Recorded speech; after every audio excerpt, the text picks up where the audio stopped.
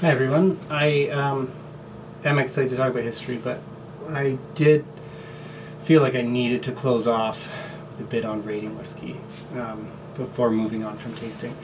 Rating whiskey is really challenging, and I think, especially when you're new to whiskey or even experienced, it's very hard to really get past understanding a score as being that is how good a whiskey is, and it's not.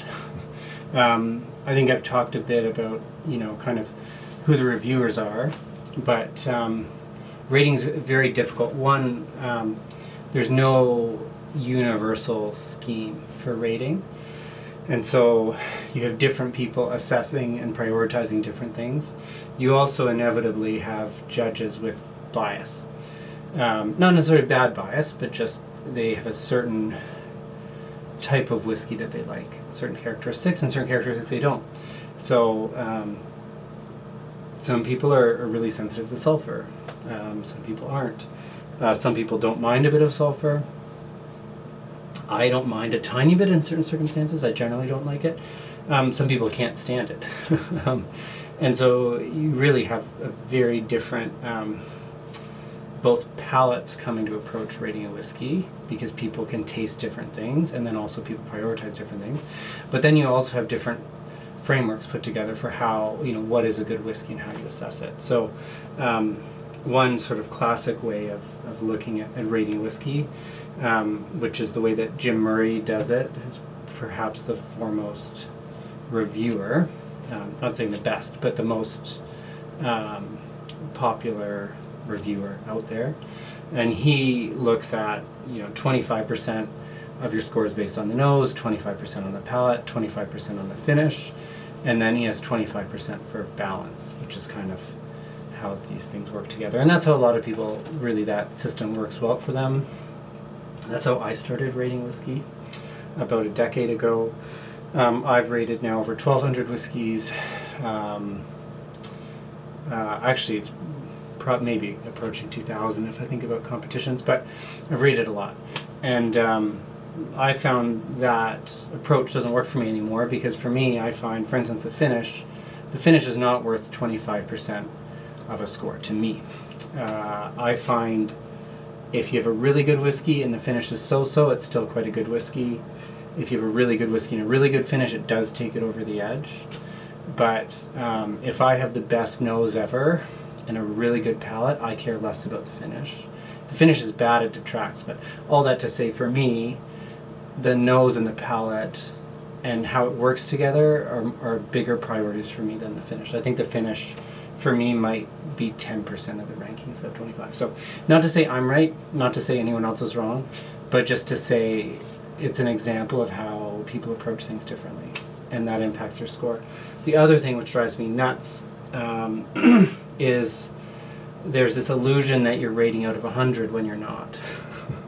And lots of reviewers rarely give scores below 90.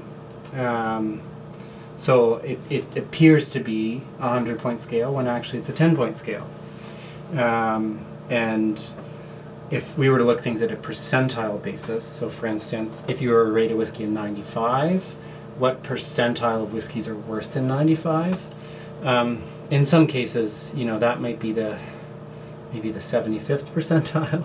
So 75, so even though 95, you're like, oh, that must be one of the best whiskeys in the world, when actually, if you look at the whole, how much scores they give, it's really only kind of at the 75% mark. So I certainly wish that instead of these superficial 100-point scales, where people say they're out of 100, but they really only look at, say, 85 to 100, it's really not that informative, and it makes you think things are perhaps better than they actually are. Now, not to say, there's some really good whiskeys. I've struggled with this a lot. The lowest whiskey that I've rated has been a 58. So even though I've rated out of 100 in the past, I'm also not working on 100 points. I've rated from 58 to 97 or 98. So I'm only looking at 40 points there, not 100. So that in itself is interesting. I think if I were to restart my rating system, I'd use a percentile basis. What I don't like about that, where basically if you say it's a 10 out of 100, that means 10% of whiskeys are worse than it. So it's not a great whiskey. Right? You're only going to find 10% of whiskeys out there that are worse than it. The challenge is there is you need a large enough database to really know where it sits in your ranking system, but then you also, in that instance, you might have a whiskey that's a 25th percentile whiskey where 25% of the whiskeys that you taste are worse than it, but it's still really enjoyable. And the challenge you have there is if you say something's 25 out of 100, it might still be a really good whiskey, but it's just not, a spectacular whiskey. But if people saw 25 out of 100, they'd be like, oh, it must be terrible. So there's challenges with that system too, as much as I like it. I've at times done both, where I'll give it a ranking, 90 out of 100. That means it's the 80th percentile, which is roughly where my rankings line up. So anyway, there's challenges with a numerical score. Marketers love high scores, so really there's a lot of pressure on reviewers if you're involved in the media to score highly. And in some cases, if you're working for different ratings companies, your ratings will get pushed up regardless. So they're not really your ratings. They are indicative of maybe what a reviewer prefers, but they're not necessarily indicative of how good the whiskey is relative to the rest.